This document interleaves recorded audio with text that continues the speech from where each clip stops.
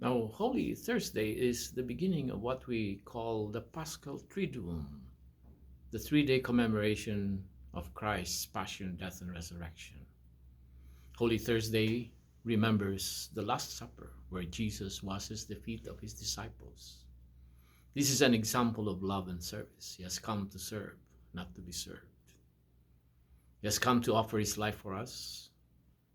In a way, we contemplate the heart of Jesus that has shared the greatest love that the world has ever known.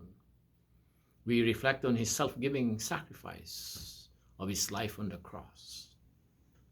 May our celebration of Christ's love during these holy days, in the midst of this current pandemic, inspire us to let the Word of God penetrate our life and to know the fundamental truth of who we are, where we come from, where we must go, and what path we must take in life.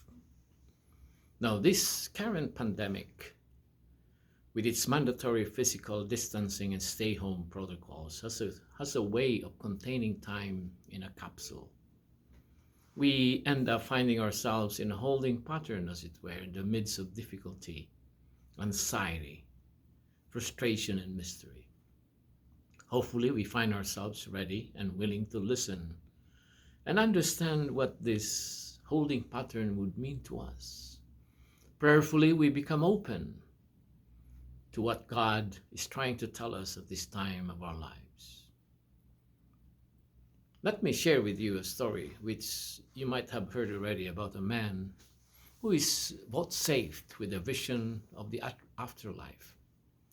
He's first shown a great hall with a long banquet table filled with ambrosial delights. Its diner is equipped with a 3-foot-long spoon, but no matter how much they contort their arms, thrusting their elbows into their neighbors' faces, their utensils are too long to maneuver even a single morsel into their gaping mouths.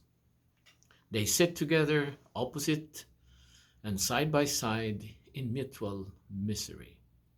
This, says the man's otherworldly guide, is hell. Then the visitor is taken to another place and sees an identical table set with the same sumptuous viands and the same impossible silverware. Only here the diners are well fed, utterly joyous, glowing with health and well-being. This, pronounces the host, is heaven. The man is baffled. What is the difference? In heaven, says the guide, pointing delightedly as a person lifts his handled spoon across the table to the parted lips of a neighbor, they feed each other. May our lives be always characterized by experiences of feeding each other, of loving one another, and of serving the good of others, always sharing God's gifts, including life itself, with one another. May this celebration of Holy Thursday always remind us of Christ's commandment to feed each other, that is, to love one another as he has loved us.